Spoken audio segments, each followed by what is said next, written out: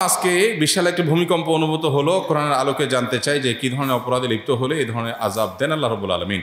প্রথম কথা হলো যে ভূমিকম্প বা কোনো ডিজাস্টার হলে, কোনো দুর্যোগ, প্রাকৃতিক কোনো দুর্যোগ হলেই যে সেটা আল্লাহর আযাব হিসাবেই সবসময় আমাকে ট্রিট করতে হবে, ধরতে হবে, এটা জরুরি বা আবশ্যক না। আমাদের বেশিরভাগ মানুষেরই চিন্তাধারা হলো যে কোনো অসুবিধা আসলেই সেটাকে আল্লাহর আযাব হিসাবে আমরা চূড়ান্তভাবে নিরূপণ করি। কোনটা আল্লাহর আযাব, কোনটা আল্লাহর আযাব না, এটা নবী রাসূলরা থাকলে তারা নিরূপণ করতে পারেন। যে কোনো বিপদ আপদ, যে কোনো মুসিবত আল্লাহর পক্ষ থেকে পরীক্ষা হতে পারে, আবার আযাব হতেও পারে। এখন কোনটা আযাব, কোনটা আল্লাহর পক্ষ থেকে পরীক্ষা, কোনটা আল্লাহ কী জন্য করেছেন সেটা তো আমি জানি না। আমি কিভাবে নিরূপণ করব? একজন মানুষের জীবনে বিপদ এসেছে, কোন একটা বিপদ এসেছে, হতে পারে তার এই বিপদটা তার মর্যাদা বৃদ্ধি করবার কারণ, হতে পারে তার এই বিপদটা পরীক্ষা স্বরূপ, হতে পারে তার এই বিপদটা তার কোনো পাপের ফসল। কিন্তু আমি বলে দিতে পারি না চূড়ান্তভাবে যে এটা পাপের ফসল অবশ্যই। এই জিনিসটা আমাদের মাথায় রাখতে হবে। অনেক সময় দেখা যায় সমাজে একজন মানুষ বিপদে পড়ছে, তখন আমরা ধরে নেই যে নিশ্চয়ই কোনো খারাপ কাজ করছে, নাহলে বিপদ হলো কেন। অথচ খারাপ কাজ করলেই শুধু কি হয় না, বিপদ হয় না।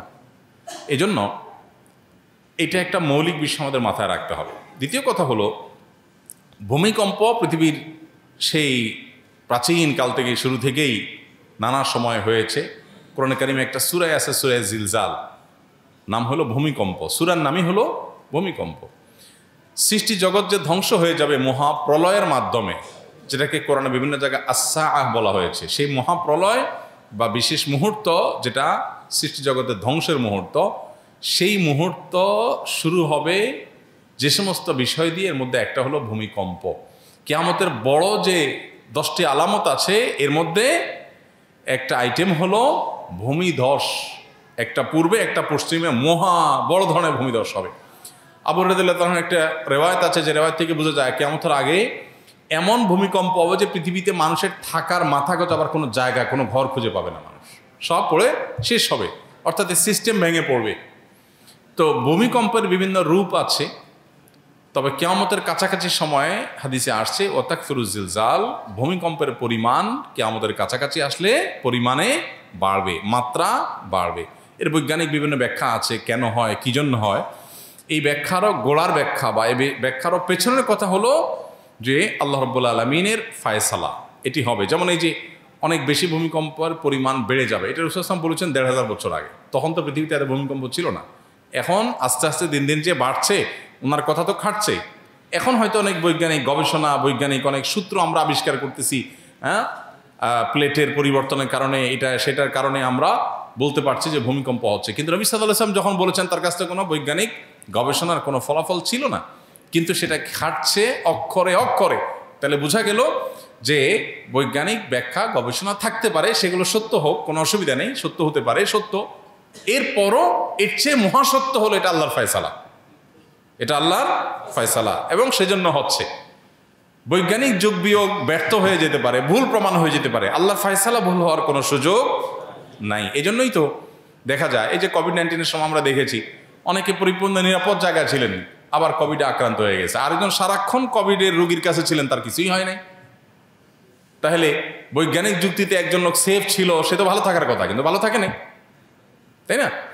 এই জন্য আল্লাহ রাব্বুল আলামিন কি চাচ্ছেন সেটাই বড় জিনিস। আমরা বিভিন্ন কারণ আবিষ্কার করতে পারি, ডেফিনেটলি সে কারণ আবিষ্কার করব, সতর্ক থাকবো, বোঝার চেষ্টা করব, এগুলো কোনো সাথে কোনো হাদিসের কন্ট্রাডিক্টরি নেই। কিন্তু বিশ্বাসের জায়গা হবে সেটাই যেটা আল্লাহ তাআলা ফয়সালা করে রেখেছেন। এই জন্য ভূমিকম্পের এই সমস্ত পরিস্থিতিগুলো আল্লাহ তাআলার আয়াত, আল্লাহর নিদর্শন সমূহ বলতে পারি। আল্লাহ তাআলা কোরআনে কারিমে বলেছেন যে আল্লাহ তাআলা যে নিদর্শন নাজিল করেন, সেই নিদর্শনটা মানুষকে সতর্ক করবার জন্য নাজিল করেন। অতএব আমাদেরকে সতর্ক হতে হবে, এবং এই সমস্ত ভূমিকম্প আমাদেরকে সতর্ক করে যে আমরা যে কোনো মুহূর্তে দুনিয়া থেকে চলে যেতে পারি। বিধায় আমাকে প্রস্তুত থাকতে হবে সব সময়, তওবা, ইস্তেগফার, আল্লাহর দিকে রুজু হওয়ার জন্য কোনো অপেক্ষা নয়। এখনই এই মুহূর্তে আমার তওবা করে ফেলতে হবে, হতে পারে এর পরের মুহূর্তে আমি আর সুযোগ পাবো না।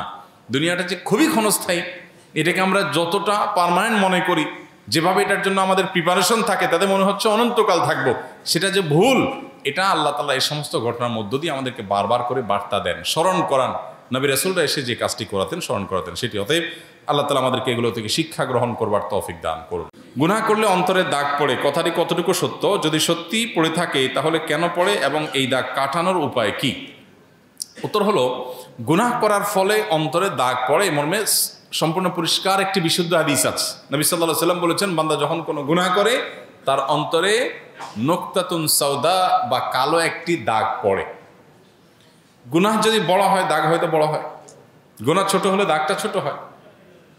তো এইভাবে অন্তরে যখন দাগ পড়ে, মানুষের অন্তরটা হলো আয়নার মতো, অন্তর দিয়ে মানুষ অনুধাবন করে, ভালো মন্দ পরখ করে, বুঝে। তো গুনাহের ফলে একটা দাগ পড়ে, আরেকটা গুনাহ পরে আরেকটা দাগ পড়ে, এইভাবে গুনাহ করতে করতে অন্তরের উপর আস্তে আস্তে দাগ পড়ে, সেটা মলিন হয়ে যায়, অন্ধকার হয়ে যায়। আর এর ফলে কি হয়?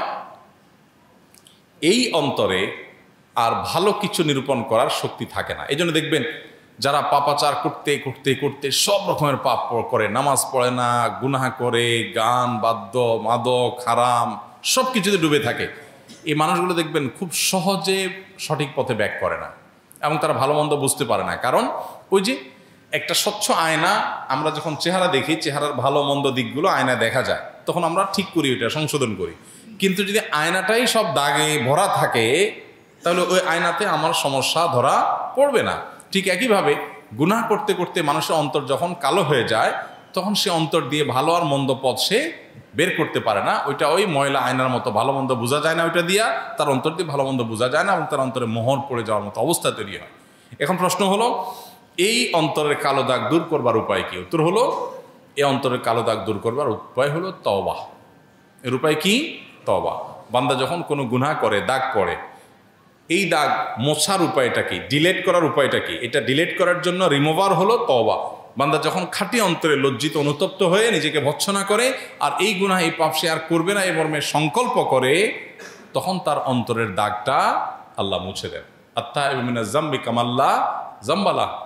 গুনাহ করার পর যখন তওবা করে মানুষ ফিরে আসে, তখন যে গুনাহ হওয়ার কারণে যে সমস্যা হয়েছে সেটা একদম মুছে সাফ হয়ে যায়, কেমন যেন সে গুনাহই করেনি। এই জন্য তওবাটা আমাদেরকে নিয়মিত করতে হবে এবং তওবা অব্যাহত রাখলে ইনশাআল্লাহ অন্তরটা পরিষ্কার হবে। আল্লাহ তাআলা কিয়ামতের ময়দানে জিজ্ঞাসা করবেন, অন্তরটাকে আমরা পরিচ্ছন্ন আনতে পারলাম কিনা। ইয়াউমা লা ইয়ানফাউ মালুন ওয়ালা বানুন ইল্লা মান আতাল্লাহা বিকলবিন সালিম। আল্লাহর কাছে যে একটা ফ্রেশ অন্তর নিয়ে যেতে পারবে, সে কিয়ামতের দিন মুক্তি পাবে, আর না হলে মুক্তি পাবে না। এই জন্য অন্তরকে ফ্রেশ করার জন্য গুনাহ হলে সাথে সাথে তওবার রিমুভার দিয়ে মুছে ফেলতে হবে। অনবরত তওবা করে নতুন সংকল্প করে পরিবর্তিত হতে হবে। এই যে ভূমিকম্প গেল, একটা অ্যালার্মিং একটা বিষয়, একটা বার্তা, আমি এখনই শেষ হয়ে যেতে পারতাম, বাট আল্লাহ আমাকে সুযোগ দিয়েছেন, তাহলে আমি তওবা করি যে আল্লাহ আমি আর আপনার অবাধ্য হব না, নাফরমানে যাব না, হারামে যাব না। এই যে নতুন সংকল্প করলাম, সেটাকে টিকিয়ে রাখার জন্য সংগ্রাম করলাম, এটাই তওবা। এর মধ্য দিয়ে অন্তরে আগে যে গুনাহ হয়েছে সেটা পরিষ্কার হয়ে যাবে ইনশাআল্লাহ। এরপরে প্রশ্ন হলো, আমার স্ত্রী গত 12ই আগস্ট আমাকে তালাকের নোটিশ পাঠায় এবং 27শে আগস্ট সে আবার আমার কাছে ফিরে আসে। পরবর্তীতে 7ই মে সেপ্টেম্বর সে আবার আমাকে ছেড়ে চলে যায়। সুতরাং রাষ্ট্রীয় আইনে 12ই নভেম্বর 2025 আমাদের তালাক কার্যকর হয়। আমার জানার বিষয় এই যে ইসলামী শরিয়া মোতাবেক হয়েছে কিনা, অথবা হয়ে থাকলে কবে সেটি কার্যকর হবে, শরিয়া মোতাবেক আমার করণীয় কি।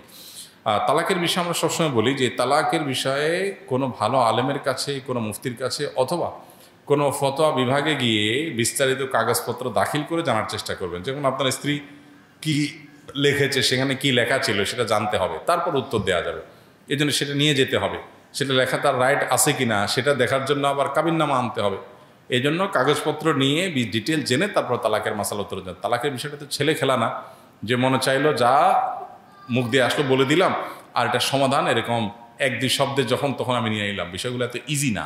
এই জন্য তালাকের মাসআলা আমরা সবসময় বলি যে ফতোয়া বিভাগে দেখা করে অথবা লম্বা চড়া আলোচনা করে, সরাসরি কথোপকথন করে, কনভারসেশন করে, প্রশ্ন পাল্টা প্রশ্নের মাধ্যমে এটার উত্তর বের করে আনতে হবে। এরকম সংক্ষিপ্ত ভাষণে প্রশ্নের উত্তর দেওয়া যাবে না। কারণ আপনার স্ত্রী যে তালাকনামা পাঠাইছেন, সে তালাকনামা নোটিশ পাঠাইছেন, নোটিশে কী লেখা ছিল, সেটার আগে কাবিননামায় কী লেখা ছিল, এসব বিষয়গুলো আমলে এনে তারপরে আমাদেরকে কনক্লুশনে বা সিদ্ধান্তে আসতে হবে যে তালাক আদৌ শরীয়ত দৃষ্টিকোণ থেকে হয়েছে নাকি হয়নি।